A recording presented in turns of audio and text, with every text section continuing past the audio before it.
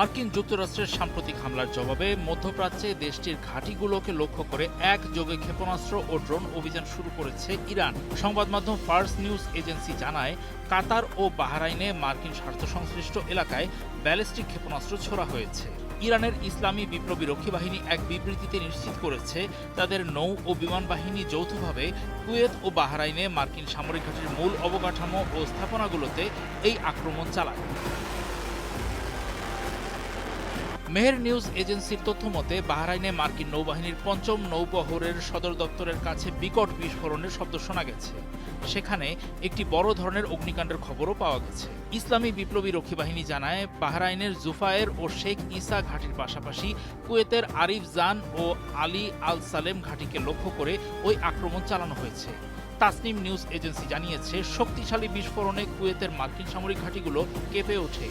এর প্রায় ১ ঘন্টা পর সেখানে আবারও একাধিক বিস্ফোরণের শব্দ শোনা যায়। এছাড়া জর্ডানের মুয়াফফাক সালতি বিমান ঘাঁটিতেও সাইরেন বাজার খবর পাওয়া গেছে।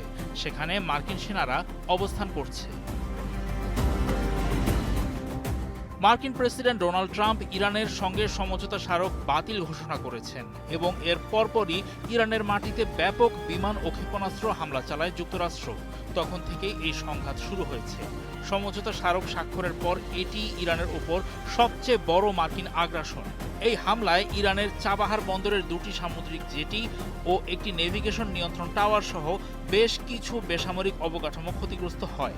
এছাড়া চাবাহারের ইমাম আলী হাসপাতালেও মার্কিন অস্ত্রের স্প্লিন্টার আঘাত হানে। বুশেহর প্রদেশ, সিরিক, জাস্ক, আবু মুসা দ্বীপ এবং উত্তর ইরানের পরিবহন অবকাঠামোতেও মার্কিন হামলার খবর পাওয়া গেছে।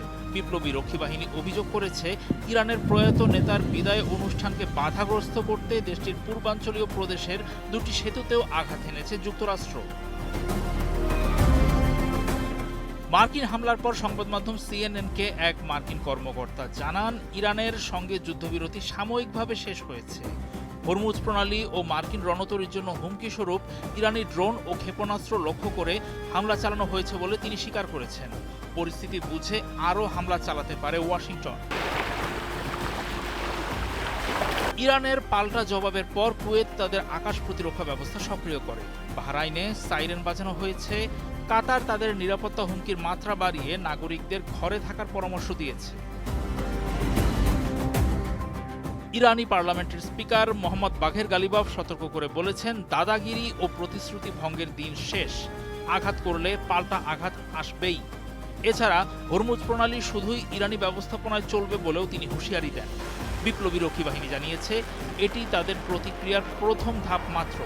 মার্কিন আগ্রাসন অব্যাহত থাকলে মধ্যপ্রাচ্যের অন্যান্য মার্কিন ঘাঁটিতেও আক্রমণ চালানো হবে।